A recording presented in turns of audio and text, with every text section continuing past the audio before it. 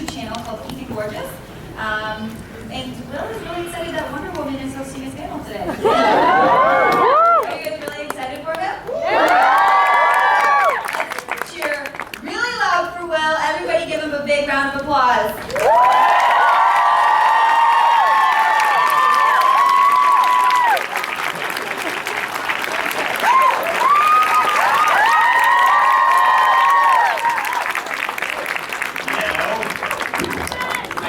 Only in the con world, you open the door, Wonder Woman walks out and goes, I'll be hosting your panel. It's the greatest thing ever. Say hi. I was just like, I'm hosting your panel. It was just awesome though. So sweet. Hello everybody. Super excited to be here. I am super excited to be here. I love Toronto. I haven't been here in a very long time. The last time I was here, we were shooting a movie called My Date with the President's Daughter. Woo! That's the person who saw it. The one It's a thanks, Mom. It's good.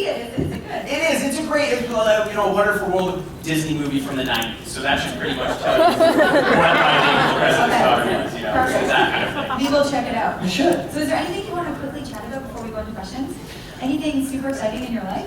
There's always super exciting stuff in my life. I'm getting married this year. That's if I meet anybody, I haven't. I'm kidding. I'm sorry, babe. I'm kidding. I really like that line. I'm going to use that. There you go. So that's super exciting. And then, doing Guardians of the Galaxy and Transformers. We're still doing some RID and doing a wonderful show on Twitch called, which is actually we play Dungeons and Dragons. A bunch of voiceover actors. And we play Dungeons and Dragons called Critical Role, and that's a whole lot of fun. And then there's some future possibilities that we may be able to see what Senator Eric Matthews is up to. Coming to these is like really exciting for you. Oh yeah, no, it's again, it's Wonder Woman opened the door and said, I'm hosting your panel. Yeah, it's all good. We're good. It's good. We're good. No, I am, but I love this kind of stuff. So this is It's a great way to spend your weekend. It is a great way to spend the weekend. It's also, you guys know this because you go to cons and stuff. It's the nicest people you could ever meet in your life are at conventions. I've done a bunch of these, and I've yet to walk away and go like, wow, that guy was kind of a jerk. Like, never happens. You just meet really cool people. Everyone's just very like-minded and everyone's interested. Except for Jonathan Frakes, who is like, he plays my dad on Guardians of the Galaxy, so it's okay. All right, so I know you guys probably have a lot of questions. You're really excited to start. So we are just going to yell your question from your seat. Well, not all at once. We're going to raise our hands. Here we go. First off, I just want to say Batman Beyond is one of the best movies that you did with Return of the Joker. Thank you. What was it like working with Mark Hamill and Kevin Conroy? So the question of being here and back was, what was it like working with Mark Hamill and Kevin Conroy for Batman Beyond? It was terrifying. It really was. So Batman Beyond was the first animated series I'd ever done. I'd never done voiceover before. Kevin was really kind of my mentor on that side of the world. Little things like, in his voice, because that's how it sounds. We go, okay, sit back and roll your shoulders and that kind of stuff. So when we did Return of the Joker, Andrea said, so it's just going to be, for the first day, it's just going to be you and Kevin in the room with Mark. So we're just going to seat you in the middle of Mark and Kevin. I kid you not, for 5 hours I spent my day like this. It was awesome. It was just to watch them work. I mean, Mark Hamill, they very different styles. Kevin sits down and is very, just kind of there in front of the microphone. Mark stands up and he looks like he's going to eat the microphone. It's unbelievable. So yeah, it was quite a day. All right, who else? You have your hand up.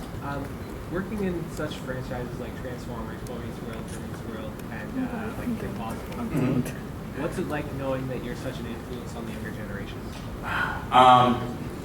The question was essentially, why am I so awesome? It was with Transformers and Boy Meets World and Girl Meets World, what's it like to be, influential in a younger generation? It's one of those things where, especially when you're doing it, you have no idea that you're going to be. What people don't realize, especially now, about Boy Meets World is that we weren't ridiculously popular when we were on. I mean, we were kind of that show that just kept going. It's true. It's like, different shows would come. Family Matters had a lot of publicity because of Urkel, and then Sabrina the Teenage Witch, when Melissa came on and did her show, they had a lot of publicity. But Boy Meets World, we just kind of kept going, but we were never, it wasn't until like the 7th season that they put us on the cover of TV Guide. We had no real publicity about the show. We had a very core group of fans that really loved it and kind of kept us on the air. But it wasn't that crazy, oh my God, people screaming. Ryder and Ben and I would go out to dinner all the time. Nobody would say anything to us. And then it was Disney Channel started to rerun the show. And when kind of that second generation came around, that's when it got to be a little crazy. And I remember when we first started the show, it was about halfway through first season, Michael Jacobs said to us, he said, what we're doing here is you're going to be this generation's Happy Days. We kind of went, no, come on, that's ridiculous. And then it kind of turned out to be true, which was really weird. So through kind of the show finding a second life on Disney Channel, and then doing ABC Family and doing all that stuff, now I keep hearing things like You're My Childhood, which is very bizarre to hear, and really cool. But with things like Transformers and Batman Beyond, to a certain extent, and smaller shows like Thundercats and things like that, to me it's cool to be influential in other kids' lives, but it's more cool because that was so influential in my life, Batman and Transformers, and I mean, to say that on Bumblebee, and that's cool for me. So I'm glad that everyone loves it, but I just nerd out on that stuff all the time. So. Do you know what kids say nowadays? I was dressed as Velma yesterday and I had kids walking by going, I watch you on Netflix. See, yeah. And it's on TV, it's Netflix. It's weird, exactly. I stream you. Yeah. What? Yeah. It's very bizarre. Over here. Hi. After Boy Meets World ended, did you think that you'd be reprising your role as Eric Matthews again? No. The question again was, after Boy Meets World ended, did I think I would be playing Eric again? No. It was one of those things where we didn't even know about Girl Meets World at first, and then we kind of, everyone, somebody called, I forget who it was my brother. My brother called me in the morning and said, hey, thanks for telling me. Thanks for telling me what? I said, there's a new Girl Meets World. I said, what? So I called Michael Jacobs, like, I had kept it a secret, I'm sorry, I had to do that, there was a whole reason, blah, blah, blah. So none of us expected it to come back, and then when it did, we didn't know what to expect, and then all of us, Ben and Danielle are there and doing what they're phenomenal at playing Cory and Topanga, and always will be, and they were kind of the Pied Pipers for the next generation. The rest of us kind of wanted to let the kids do their thing. Like it was their turn. And it would make it a heck of a lot. I mean, we weren't stepping in anybody's shoes. We were just inventing it as we went along. So the idea that now the girls had kind of this weight on their shoulder of, wow, you better not suck, because lots of people like this show really did change it, and they, came out, all the kids came out and just knocked it out of the park. I personally think, and I think Ryder and Ben and Danielle would agree with me, I think in their first and second season, they were better actors than we were in our first and second season. So we were, really happy. And then, I kind of gave them the season, a lot of us gave them the first season to kind of find their way and do whatever. And then I called Michael and I went, all right, I think it's time she met her uncle.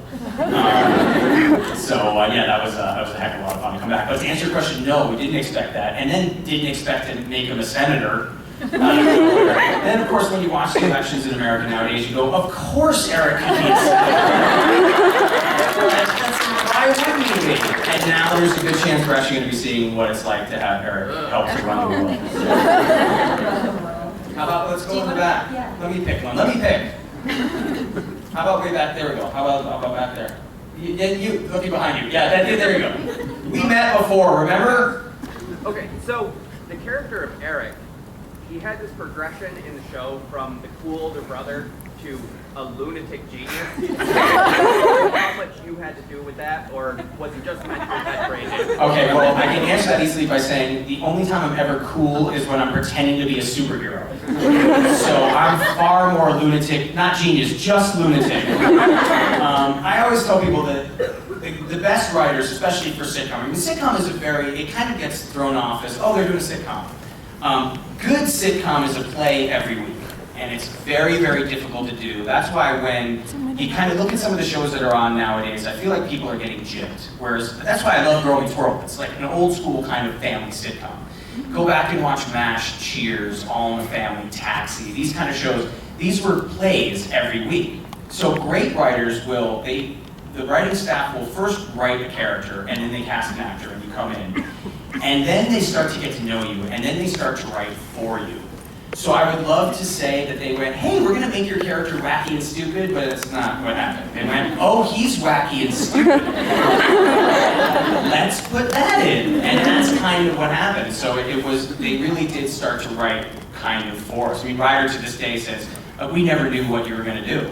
You know, we all knew what the other person was going to do. We've been working together so long, we never knew what you were going to do or how you were going to respond. So they kind of just went nuts. And it was also, there's only so many times that Eric can have like, oh, he's the cool older brother, and look, he's got another girl with him. Like, it's just not real. No, that doesn't happen, especially with me. So they went, you know what, let's do the wacky fun stuff. Let's go over to the sides. You're all by your lonesome. And your hands went up. My group home staff's over there. Okay. So Will, I have a question. I told you back at your booth I was going to ask you a question. Yeah. Here it is.